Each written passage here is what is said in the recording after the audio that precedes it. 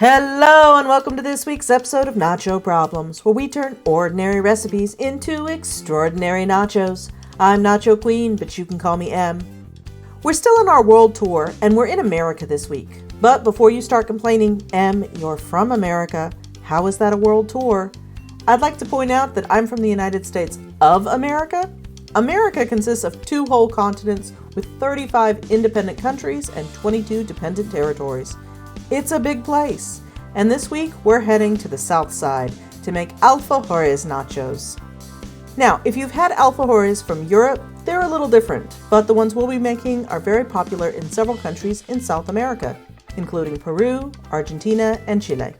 They're basically 2 cookies with a sweet filling between them, but don't you dare compare them to Oreos. Oh no, they're so much better. Let's get started. Step 1, the chips. We're going to turn the cookies into our chips, and for those we need 1 3/4 cups cornstarch. You might know this as corn flour, and yeah, that's a lot. 120 grams of all-purpose flour. Why is the cornstarch measured in volume and the flour by weight? 'Cause America, but also South America. Sorry. Half a teaspoon baking powder, 1 teaspoon salt, omit if using salted butter, 1 cup butter, softened, half a cup powdered sugar, 1 teaspoon pure vanilla extract, and possibly some milk. Start with a large bowl and add in all of that cornstarch, then the baking powder, and finally the flour. Now gently mix all of that together. Next, we're going to add our butter to the bowl and gently work it in with our hands. Now, I've worked with a lot of dough over the years, but this one has the weirdest texture. I know it's because of all the cornstarch, but it was still bizarre. Okay, eventually everything should come together to be sort of a dry, crumbly sort of dough. Now we're going to add in the sugar and the vanilla and mix well. Be sure to test your dough for how well it holds together. If it seems too dry, add some milk, just a little at a time, until it's less crumbly. But make sure it doesn't end up sticky. That seems better. Now we're going to wrap our dough up in plastic wrap and refrigerate for 30 minutes. Okay, I'll be honest, it's been more than 30 minutes. I had to run some errands, you know how it is. Let's place a bit of flour down on our counter and try to roll out the dough. My dough was still pretty crumbly when I tried to roll it out, so I ended up kneading in another splash of milk before rolling it out to about 1/4 inch thick. You might want to go a little thinner on yours. Now, alfajores are supposed to be round, and I found this lovely fluted round cookie cutter that I thought would give us some really nice chips. Then it's into the oven at 350 degrees Fahrenheit or 175 degrees Celsius for 10 to 15 minutes or until firm and slightly brown on the bottom. And that's our chips. Next up is step 2, the cheese.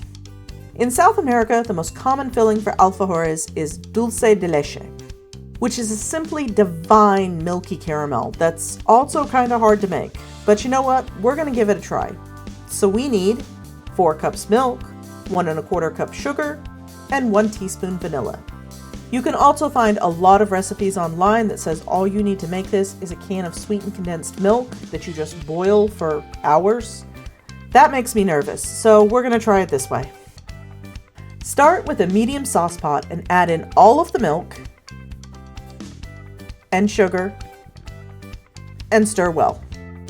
Now you're going to cook over low heat for 1.5 to 2 hours. Yeah, you heard me right.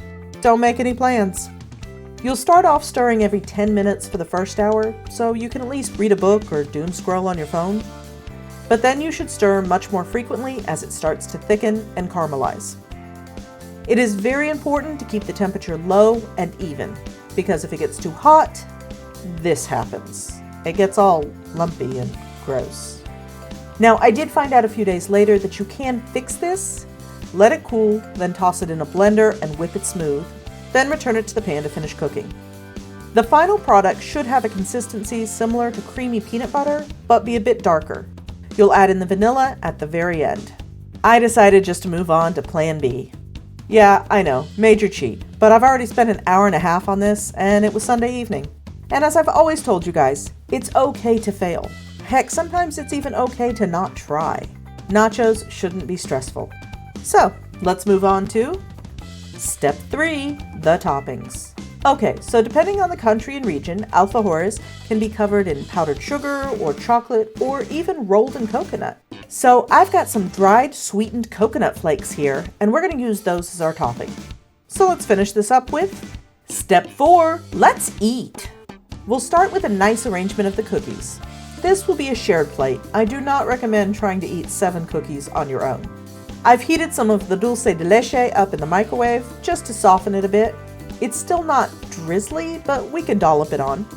Then finish off with a sprinkle of coconut, and I think we're ready to choose a taste tester. The wheel spins and lands on Dulce. No, I did not edit the video to make it look like it landed on him. It really just stopped like that. Overall, these were really good. I would make the cookies a little thinner, and I highly recommend you eat them in a single bite because they are very crumbly, similar to a shortbread cookie. They're not overly sweet, which means they pair really nicely with the dulce de leche. 10 out of 10, will make again. Well, that's all for this week. I hope you enjoyed it. If so, give it a like and please consider subscribing if you want to see more nacho videos. If you have an idea for a future video, you can leave a comment below or tag me on the site previously known as Twitter. I'm at NachoProblemsYT. I've also linked my Blue Sky below, but you won't find me on Facebook, Instagram, or Threads. If you're looking to steal my apron, well, that's Nacho merch, but you can get your own at a link in the description. Now, Youngson and Oldson are both demanding a remake of the Dino Chicky Nugget Nachos. But that's not your problem. Thanks for watching, and I'll see you soon.